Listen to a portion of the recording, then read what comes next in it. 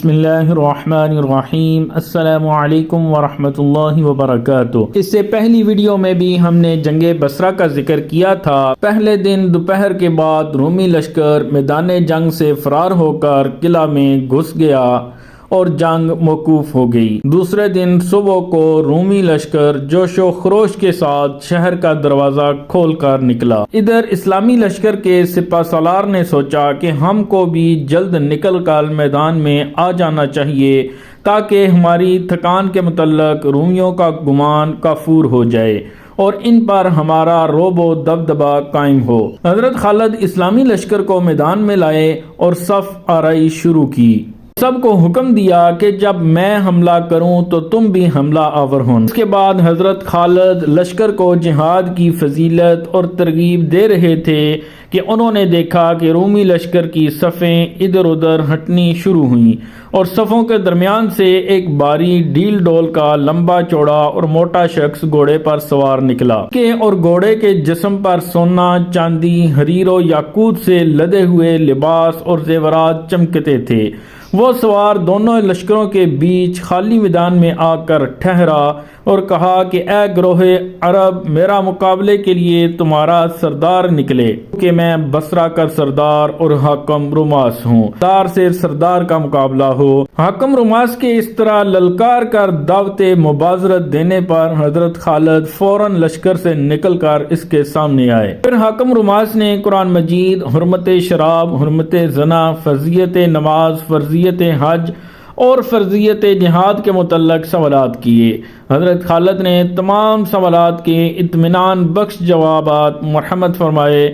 حاکم روماس نے کہا کہ مجھے یقین ہے کہ تم حق پر ہو اور میں تم کو دوست رکھتا ہوں۔ میں نے اپنی قوم کو تمہارے متعلق خوب ڈرایا دھمکایا، لیکن انہوں نے میری ایک نہ سنی اور میرے قتل کے در پہ ہو گئے۔ اس وقت بھی میں اپنی قوم کے ڈر سے تمہارے مقابلے کے لیے نکلا ہوں۔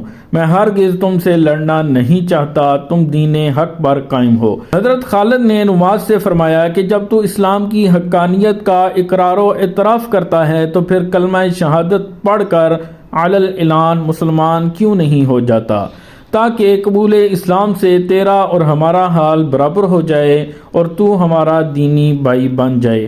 حاکم روماس نے کہا کہ اگر میں مسلمان ہو جاؤں تو مجھے ڈر ہے کہ میری قوم مجھ کو قتل کر کے میرے اہل و عیال کو قید کر لے گی، لیکن میں واپس جا کر ایک مرتبہ مزید کوشش کرتا ہوں اور مسلمان ہونے کی ترغیب دیتا ہوں۔ حضرت خالد نے اسے روکا اور فرمایا کہ اے حاکم بصرہ، ذرا دماغ سے کام لے، تو مجھ سے لڑے بغیر صرف گفتگو کر کے واپس جائے گا اور واپس جا کر اپنی قوم کو اسلام کی حقانیت اور صداقت باور کرانے کی سعی کرے گا تو یقیناً تیری قوم مجھ پر شبہ کرے گی، لہٰذا تو تھوڑی دیر صرف دکھاوے کی خاطر مجھ سے لڑ لے تاکہ تیری قوم کا تجھ پر اعتبار باقی رہے۔ حضرت خالد کی پیش کردہ تجویز منظور کرتے ہوئے حاکم روماس حضرت خالد کے ساتھ مشغول جنگ ہوا۔ پھر حاکم روماس نے حضرت خالد سے کہا کہ اب آپ حملہ میں شدت کرو تاکہ میں پیٹھ پھیر کر بھاگ جاؤں، اور روماس گھوڑے کو تیز دوڑاتا ہوا رومی لشکر میں پہنچ گیا۔ رومیوں نے اپنے سردار کو ہزیمت اٹھا کر واپس ہوا دیکھ کر اس سے پوچھا کہ لڑائی کا کیا حال رہا۔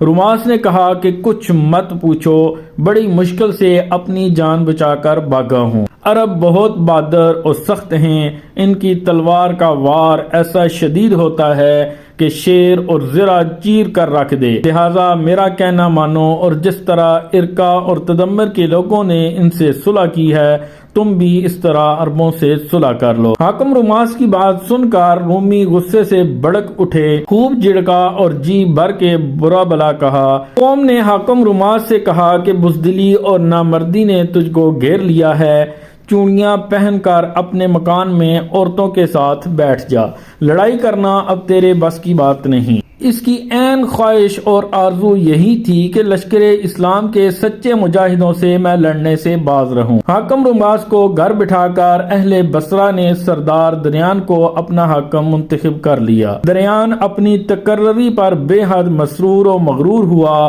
گمنڈ اور تکبر کے نشے میں دھت ہو کر شیخی مارتے ہوئے کہا کہ اے اہل بصرہ، اب تم میں کمال فن دیکھنا۔ پکار کر کہا کہ اپنے سردار کو میرے مقابلہ میں بھیجو۔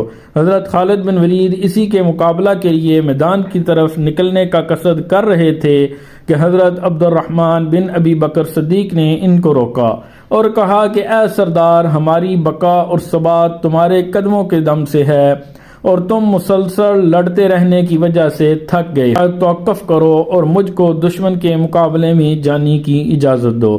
حضرت خالد نے اجازت دی اور حضرت عبد الرحمن بن ابو بکر میدان میں اترے، اور میدان میں اترنے کے بعد جنگ کی کیا صورتحال رہی، اس کی ساری تفصیل ہم نیکسٹ ویڈیو میں بیان کریں گے۔